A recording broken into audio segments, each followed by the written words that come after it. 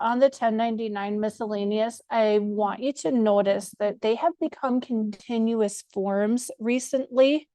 So if you see in this calendar year box, it has 20 and then it's a blank space for you to fill in the year.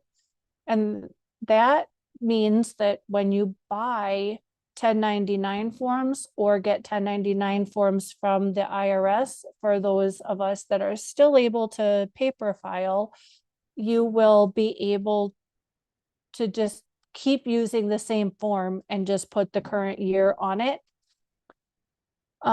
Box 1 is where you will report the rent that is paid to a landlord who is not a property management company.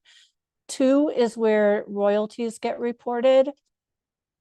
3 is other income, and that is where usually the deceased employee wages will go. There's a lot of other things that go in box 3, and I have several videos on what goes in box 3 and how to determine what goes in box 3.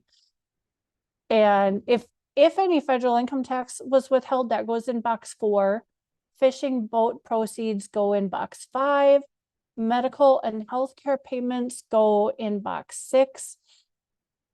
And box 7 is on both the 1099 miscellaneous, and I believe it's box 2 on the 1099 NEC. And that is when a payer makes direct sales totaling $5,000 or more of consumable products to recipients for resale.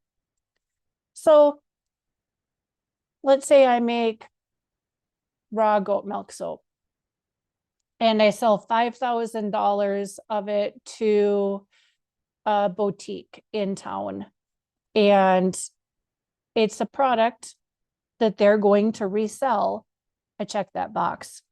And if that is the only transaction that I had with that business, you fill out the payer information with your information, the recipient information with the information for the boutique, and check box 7. And I'm sure there was a reason that they put it on both the miscellaneous and the NEC, but I'm not sure as to what that reason is. And then box 8 has substitute payments in lieu of dividends or interest.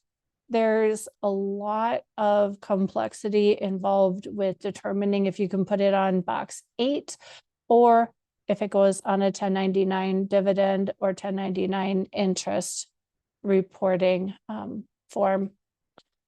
Crop insurance proceeds go in box 9.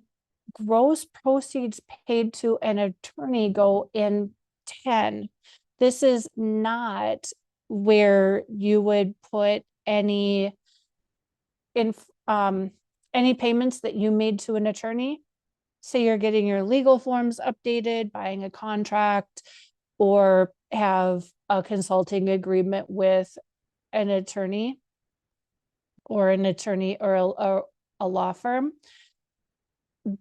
That goes in box 3 of the 1099 NEC.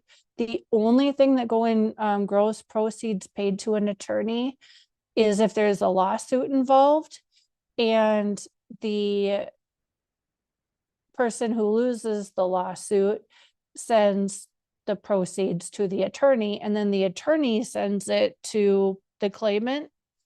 That is what goes in box 10. I know a lot of people get confused on that. And I have a couple of different videos where I go over the box 10 instructions that's in the 1099 playlist. Box 11 is fish purchased for resale, and that is commercial fish. 12 is section 409A deferrals. 14, excessive golden parachute payments, which are payments in excess of, I think it's $1 million. I'm not positive. I know this when I actually read the instructions online. And that goes in box 14. Box 15 is non-qualified deferral compensation. And again, I have a video on all of these boxes on the YouTube channel in the 1099 playlist. And then if any state tax was withheld, that goes in boxes 16, 17, and 18. And the 1099 NEC, also a continuous year form. And I said box 3. I am so used to things going, they've changed things around. It's box 1 on the non-employee compensation or the 1099 NEC is where you would put any money paid to a subcontractor, a vendor that you buy services from, which includes auto repair.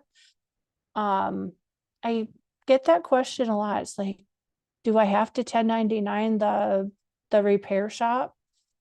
Maybe, but you needed to get a W-9 from them.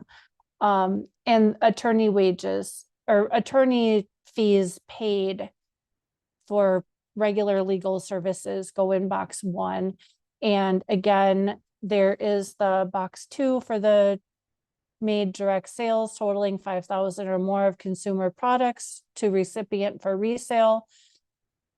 And box 4 is the federal income tax withheld. And we'll talk more about when you have to withhold federal income tax or state income tax from somebody that you pay. And box 5, 6, and 7 is if you withhold state income tax.